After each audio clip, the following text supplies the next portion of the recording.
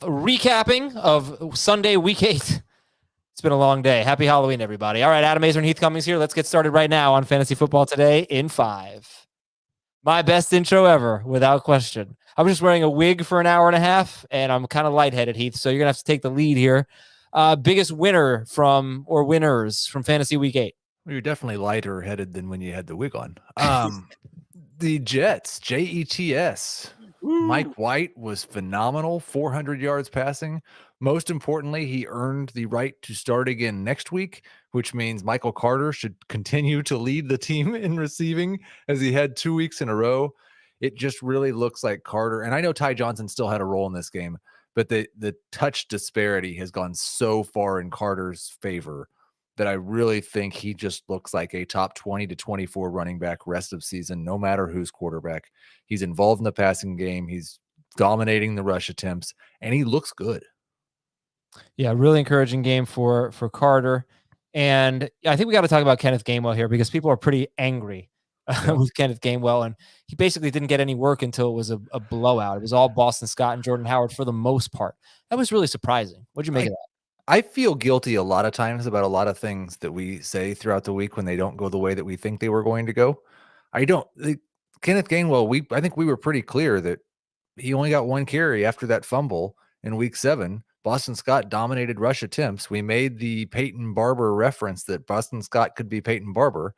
Instead, Boston Scott and Jordan Howard combined for a Peyton Barber, which is less exciting for Boston Scott because he's going to be sharing with both Jordan Howard and Kenneth Gainwell. But I just don't think the Eagles particularly trust Kenneth Gainwell in the running game. I think it's telling that the most carries he'd had in a game coming into this week was week 1 when he had 9. Yeah. So are you excited to pick up Scott and or Howard on waivers with the Chargers next week? If I need a starting running back for this week, yes. Okay. We talked about the Calvin Ridley situation on the full-length show. We're going to leave it there. It's a delicate situation, obviously, but of course we're pulling for Calvin Ridley. Hope he can get back out there soon, and we're going to keep him on our roster and hope for the best for Ridley. So other winners and losers, the tight end position was really bad today, but Kyle Pitts stood out as a total dud. Yeah, I don't want to make too much out of it because it was a tough situation. You had a Falcons team that was reeling, but got back one of their best defensive players and then had their first game with Gilmore and had no Calvin Ridley to pay attention to. There are very few rookie wide receivers or tight ends who could work in that situation and perform well, and Pitts didn't. I think it was a good reminder that while he is still one of the best fantasy tight ends over the rest of the year, you're still starting him every week.